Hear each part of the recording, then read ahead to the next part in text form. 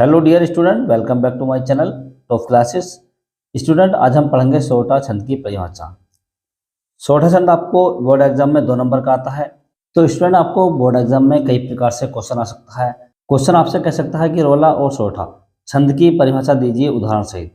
यह चौपाई अथवा सोरठा छंद का लक्षण उदाहरण सहित लिखिए। ये परिभाषा और लक्षण एक ही बात है, आपसे कुछ भी पूछ सकता है। तो आपको ये सही तरीके से लिखना है। यदि आप इसे अच्छे से लिख देते हैं, आपको अच्छे से याद होता है, इसका उदाहरण स्पष्टीकरण आप कर देते हैं, तो आपको पूरे 2 के 2 नंबर मिल जाते हैं। तो उससे पहले जो भी स्टूडेंट चैनल पर नया है या वीडियो को पहली बार देख रहे हैं, उनसे रिक्वेस्ट है कि वीडियो को लाइक कर लें, चैनल को जरूर सब्सक्राइब कर लें, ताकि हमारे नेक्स्ट वीडियो का नोटिफिकेशन आपको सबसे पहले प्राप्त होता रहे। तो स्टूडेंट, सबसे पहले आपको लिखनी है परिभाषा। परिभाषा आपको ब्लैक पेन से डालनी है, काली पेंसिल से डालनी है। इसके बाद आपको उसकी परिभाषा लिखनी है। सोरठा एक मात्रिक छंद है। सोरठा क्या है? एक मात्रिक छंद है। यह दोहे का उल्टा होता है। जो दोहा होता है उसका उल्टा होता है। इसके पहले और तीसरे चरण में 11-11 मात्राएं होती हैं तथा दूसरे और चौथे चरण में 13-13 मात्राएं होती हैं। क्या होता है? इसके पहले और तीसरे चरण में क्या होती हैं? 11-11 मात्राएं होती हैं और दूसरे और चौथे चरण में 13-13 मात्राएं होती हैं।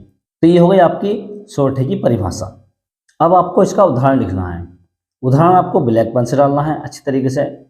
जो सुमिरत सिद्धि होए गण नायक करिबर बदन, करहूँ अनुग्रह सोए बुद्धि राशि शुभ गुण सदन। तो ये आपको दिख रहा, सीधी सी बात है, इसमें एकदम उल्टा है। ये एकदम उल्टा लिखा हुआ है। दोहा अगर होता है यहाँ पर तो ये सीधा होता।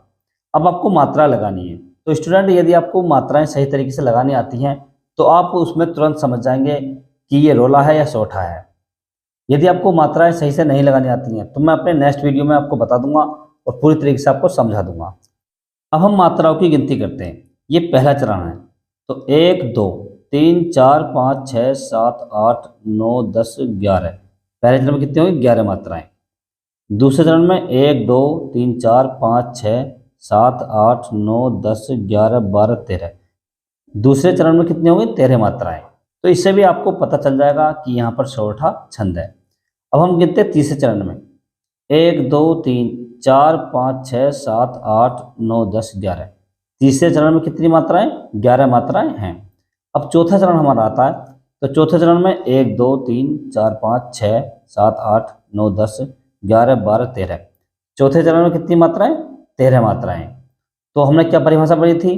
पहले और तीसरे चरण में 11-11 मात्राएं होती हैं, दूसरे और चौथे चरण में 13-13 मात्राएं होती हैं। तो ये आपका उदाहरण हो गया। अब आपको इसका स्पष्टीकरण करना है।